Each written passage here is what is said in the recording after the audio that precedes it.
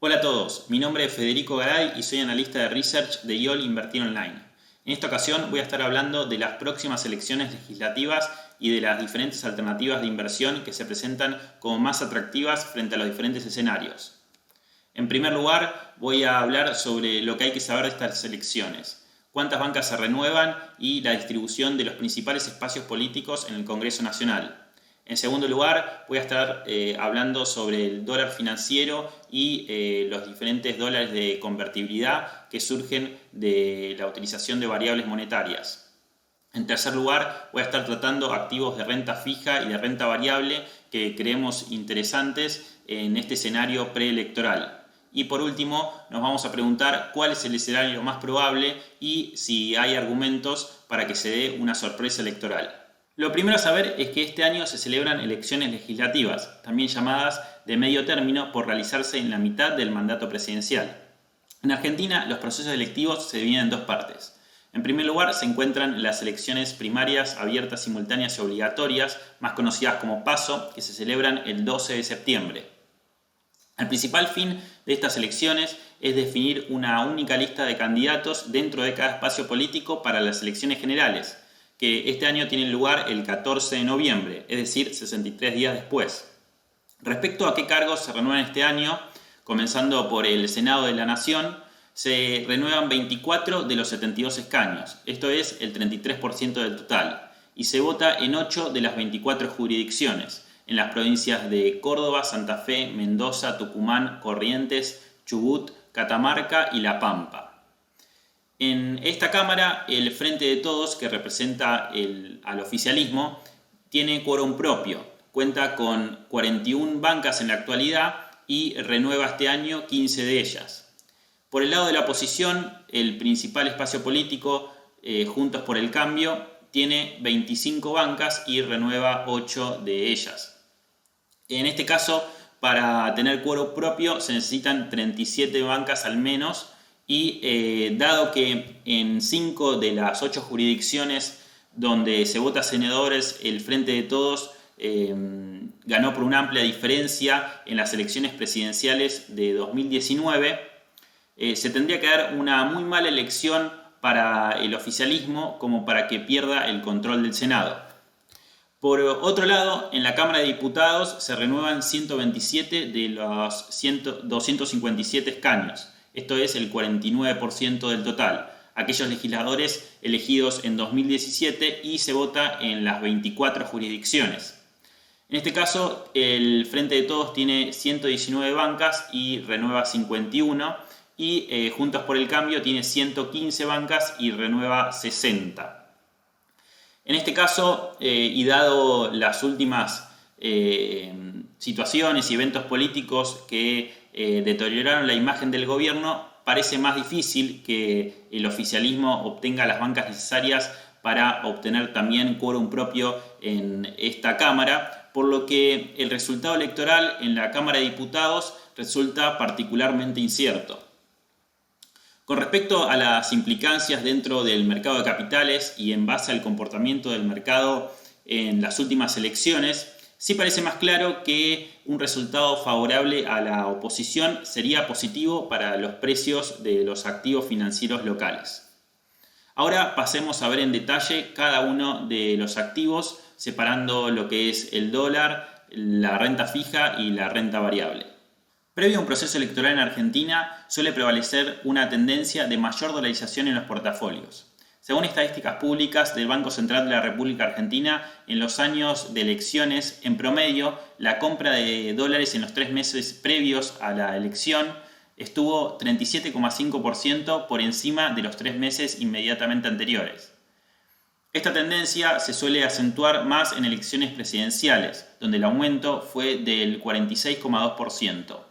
Por otro lado, al analizar la evolución del dólar contado con liquidación versus los dólares de convertibilidad que surgen del cociente entre pasivos monetarios y reservas internacionales brutas y del cociente del agregado monetario M3 privado y las reservas internacionales brutas, encontramos que el dólar contado con liquidación actualmente se encuentra en un nivel intermedio, con una trayectoria que mantiene una alta correlación con la variación en la cantidad de dinero en la economía.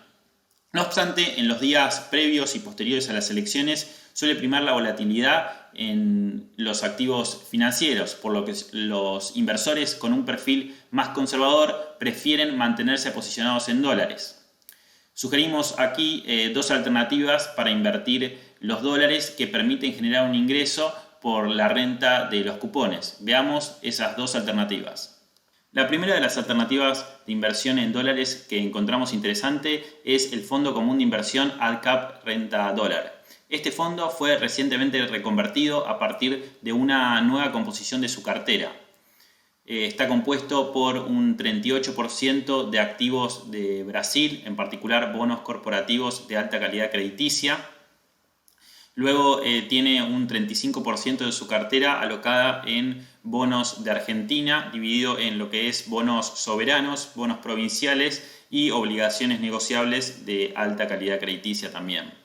Por último, tiene un 27% de liquidez que está invertida en fondos comunes de inversión de money market del exterior. Es interesante remarcar que tiene una atractiva tasa de retorno que se sitúa en el 5,17% anual de forma estimada. Por otro lado, tenemos la segunda alternativa, que es la conformación de una cartera de obligaciones negociables locales, que en este caso destacamos la tercera de las carteras sugeridas en un informe anterior en el cual expusimos carteras de ON para cubrirse la inflación de Estados Unidos. Esta cartera tiene la particularidad de estar compuesta por ONs cuya lámina mínima es de 1, lo que permite invertir desde cualquier monto de dinero. La tasa interna de retorno bruta promedio de la cartera es del 10%, con las cotizaciones de cierre del 27 de agosto. Para un perfil de inversor moderado o agresivo que quiere tener parte de su cartera en pesos, acá analizamos si conviene estar posicionados en bonos SER o en bonos Dollar Link con un horizonte de inversión de 8 meses. Recordemos que los bonos SER ajustan sus pagos en función de la inflación publicada por INDEC, mientras que los bonos Dollar Link ajustan sus pagos en función del tipo de cambio oficial mayorista, en particular el que surge de la comunicación A3500 del Banco Central. Para entender en cuál conviene estar posicionados, lo primero que hicimos es estimar la tasa interna de retorno nominal según las cotizaciones actuales de los bonos y las proyecciones del relevamiento de expectativas de mercado publicado por el Banco Central en julio. Encontramos que estos bonos con un vencimiento muy similar tienen prácticamente la misma TIR estimada, pero creemos que el bono SER TX22 representa una mejor inversión por dos motivos. El primero de ellos es porque las proyecciones de la evolución del tipo de cambio oficial mayorista suponen una variación media mensual desde diciembre de 2021 a abril 2022 del 3,9%, es decir, un ritmo de devaluación post-elecciones muy superior al actual, que de no darse afectaría negativamente al retorno nominal a percibir por el bono Dollar Link TB22.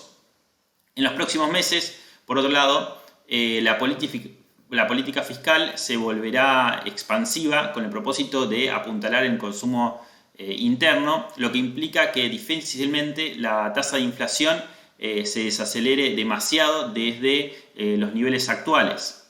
Sin ir más lejos, el REM prevé una inflación para el 2022 del 42%.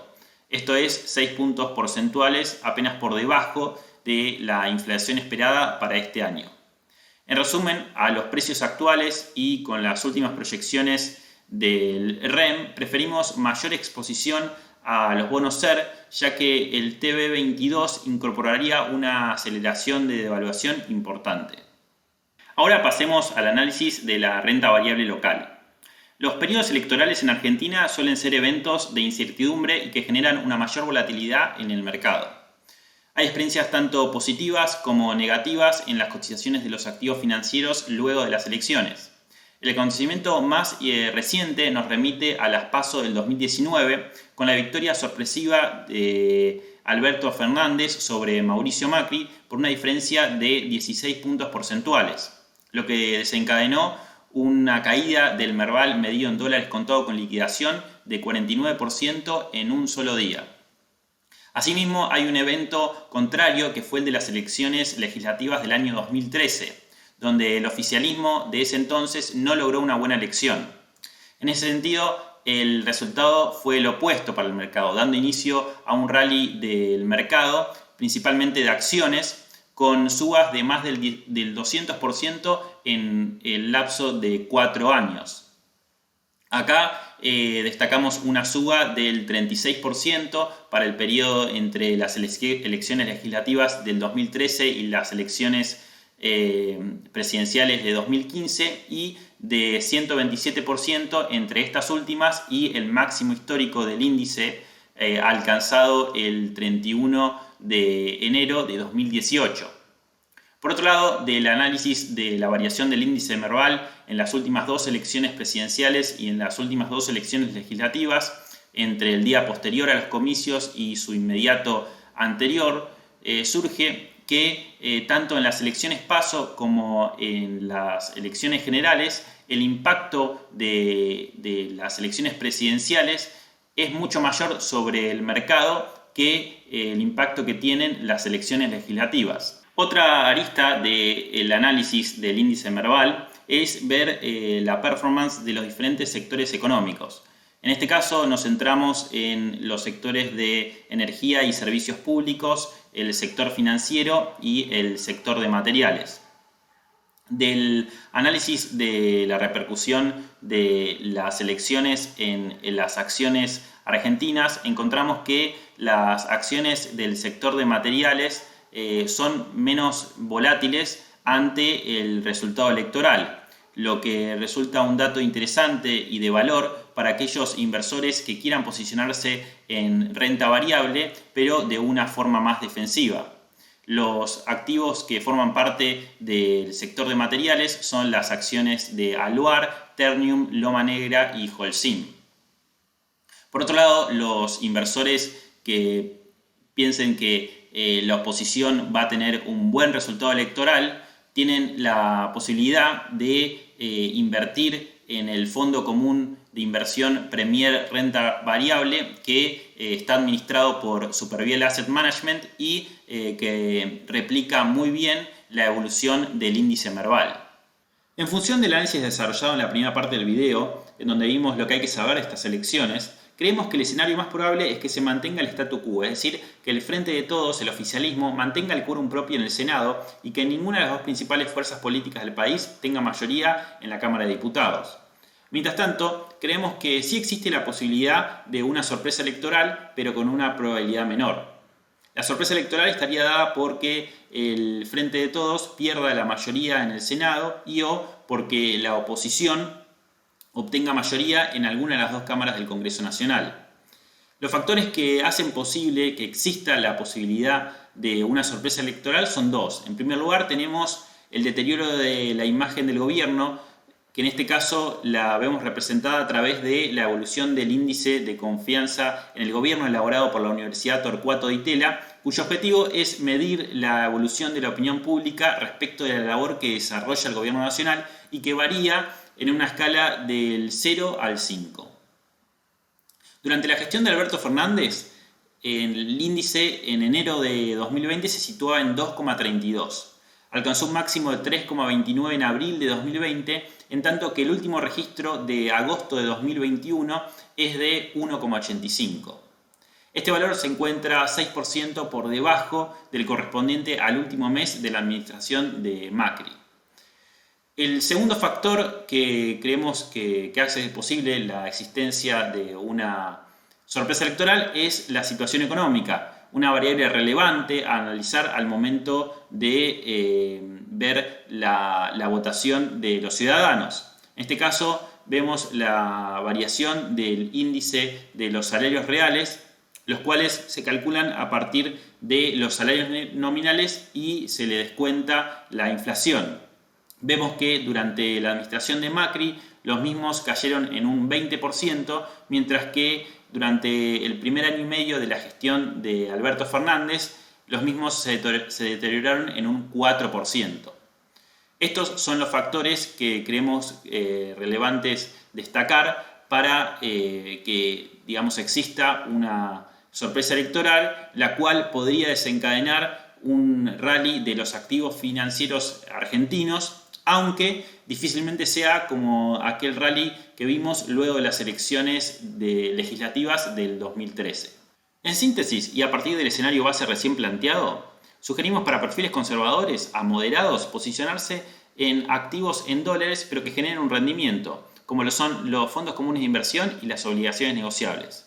Para este tipo de inversores que también quieren incorporar activos de renta fija en pesos, creemos interesante posicionarse también en bonos SER de corta duración como el TX22.